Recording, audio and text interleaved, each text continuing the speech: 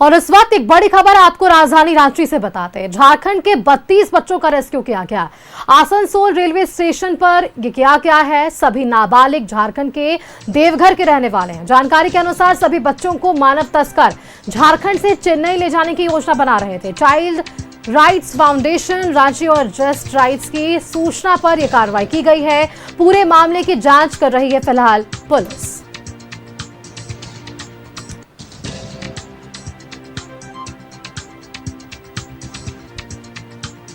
देखिए, आपको जिस तरह से तमाम जानकारियां मिल पा रही है कि झारखंड के 32 बच्चों का आसनसोल रेलवे स्टेशन से रेस्क्यू किया गया है।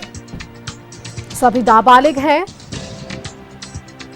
सभी बच्चों को मानव तस्कर के लिए चेन्नई भेजने की योजना थी और ये सभी बच्चे देवघर के रहने वाले हैं।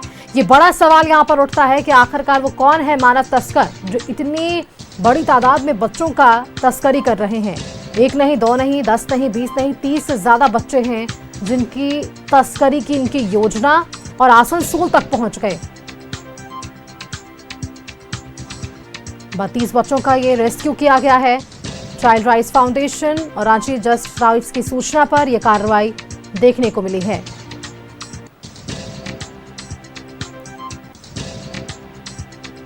बच्चों के खिलाफ बढ़ रहे उत्पीड़न के मामले को लेकर ऐसे फाउंडेशंस, ट्रस्ट लगातार काम कर रहे हैं ताकि बच्चों के भविष्य को बचाया जा सके और ये कदम जरूर देखने को मिली है चाइल्ड राइट्स फाउंडेशन रांची और जस्ट राइट्स की सूचना पर।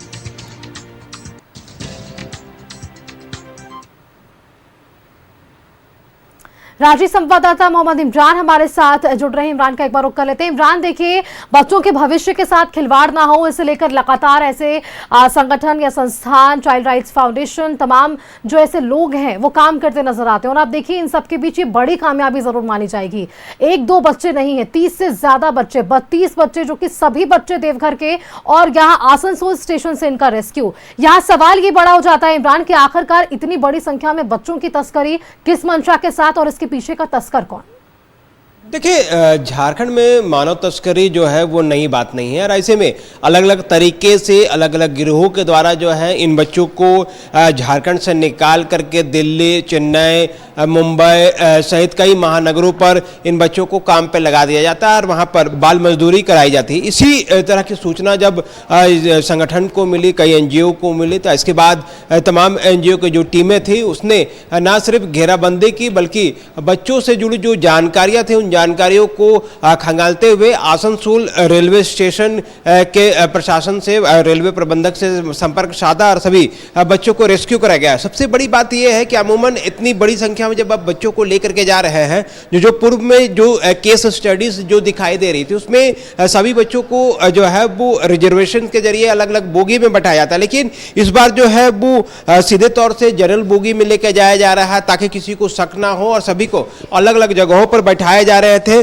ताकि अगर कोई रोकता है, टोकता है तो ये बच्चे जो है वो इंडिविजुअल जाने की बात कहकर चेन्नई तक पहुंचा जा सके। लेकिन जिस तरह से एनजीओ ने पूरे तरीके से काम किया इन बच्चों को रेस्क्यू कराने के लिए, चाहे चाइल्ड राइट्स फाउंडेशन हो या फिर जस्ट राइट्स की सूचनाओं पर यह पूरी कार्रवाई की गई है। इन लोगों ने पूरी तरीके से बारीकी से अपने सूचना तंत्र को मजबूती से आगे बढ़ाया और इन बच्चों को आसनसोल रेलवे स्टेशन पर रोका और जब जांच की गई तो मालूम चला कि इनके साथ कई ऐसे दलाल और ऐसे कई तस्कर जो है वो सक्रिय रूप से इन लोगों के साथ मौजूद हैं और ये लोगों के द्वारा जो है इन बच्चों को जो है वो चेन्नई और दूसरे जगहों पर भेजने की पूरी तैयारी चल रही थी। तो इस तरह की कार्रवाई ये बड़ी सफलता मानी जाएगी क्योंकि अमूमन जब आप रिजर्वेशन के जरिए लेके जाते हैं तो सारे बच्चे चिन्हित होते हैं कि इतने बच्चों के रिजर्वेशन जो है इस बोगी पर है और ये सारे बच्चे जो है इस जगह से मौजूद है। लेकिन यहाँ जो बच्चे हैं वो अलग अलग जगहों से लेकर के देवघर के अलग अलग जगहों से एक जगह पे पहले रखा गया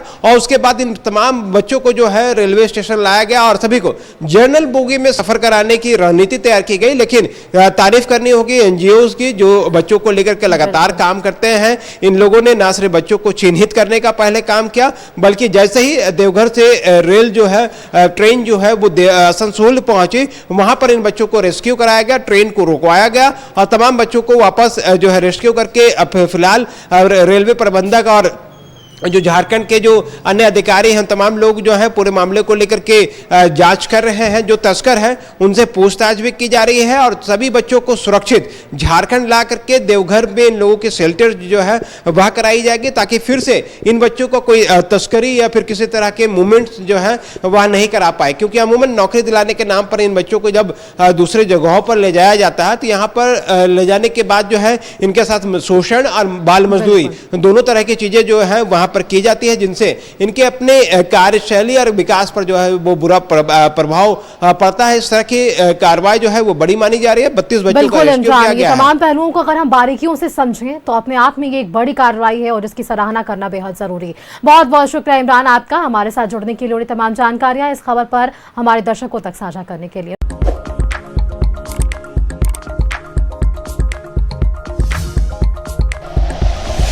like and share videos, subscribe करें हमारा चैनल और प्रेस करें बेल आइकॉन।